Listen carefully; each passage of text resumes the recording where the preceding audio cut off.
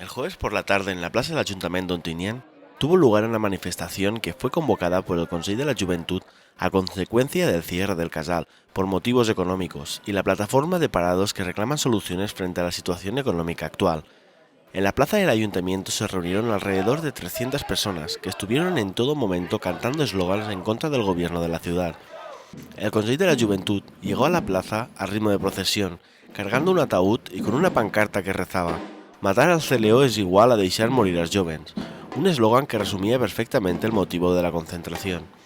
El acto fue animado en todo momento por la música del grupo local Batuquem, que puso la nota de color a la concentración. Los dos colectivos se dirigieron al ayuntamiento con sendos parlamentos. L'any 2010 ha estat designat per la Unió Europea com l'any internacional de la joventut.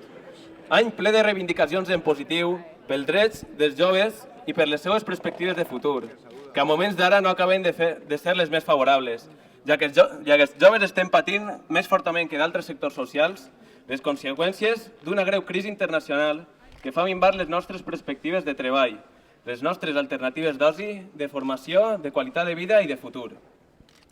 Així a Ontinyent, malgrat el panorama europeu, encetem l'any amb un Consell de la Joventut tancat, deixant sense serveis a 12.800 joves de la ciutat i sense possibilitat de cara a planificar activitats per al proper any.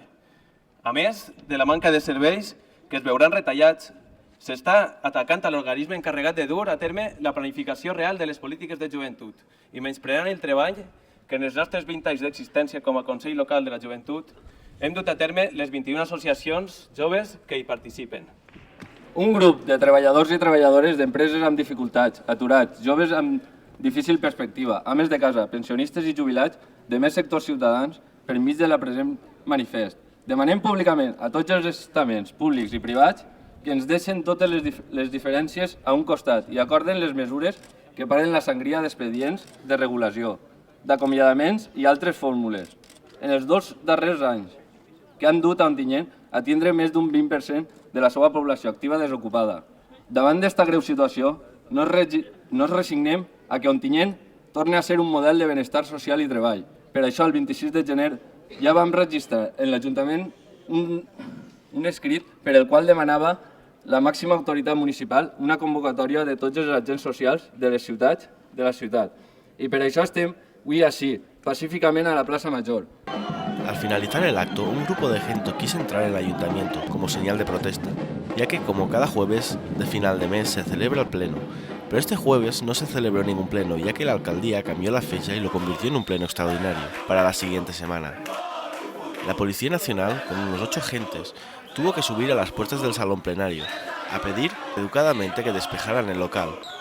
Fueron momentos tensos, ya que algunos radicales comenzaron a cantar himnos contra la policía. Al final no se tuvo que emplear la violencia y los jóvenes dejaron pacíficamente el local.